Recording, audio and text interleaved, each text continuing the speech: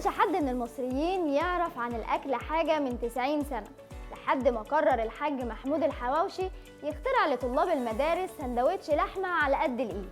ومن هنا بدأت قصة أكلة المصريين الحرشة وهي الحواوشي، اللي كتير مننا ما يعرفش صاحب الاختراع وما يعرفش إن الحواوشي اتسمى على اسمه. الحكاية مش حكاية لحمة، الحكاية حكاية دماغ وصنعة تحبيشة جديدة وقع في غرامها كل المصريين.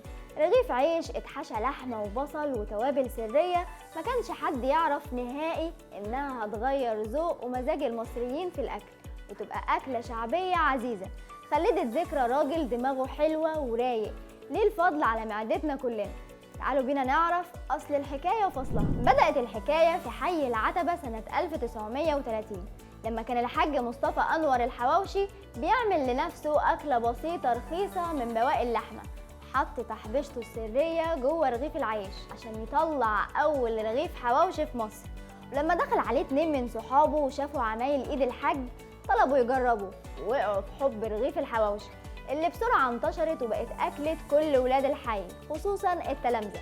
أصل الحاج مصطفى كان بيعمل الرغيف بأقل من شقة فول، ولما انتشرت توليفة عم مصطفى الناس قرروا يسموها رغيف حواوشي. رغيف الحواوشي الجديد كان وشه حلو على الحاج مصطفى من جزار صغير في حي العتبة لغاية ما بدأت محلاته تتوغل وتنتشر وفتح محل تاني في التوفيقية ولسه موجود لحد دلوقتي وتقدر تزوره، وهو محل كبير وزباينه من المشاهير والفنانين. وعلى فكرة لسه موجود لحد دلوقتي وعليه صورته واسمه ومعرف نفسه انه اصل الحواوشي. ولما نتكلم عن الاختراعات لازم نذكر حواوشي الرفاعي ابو الاختراعات في مصر.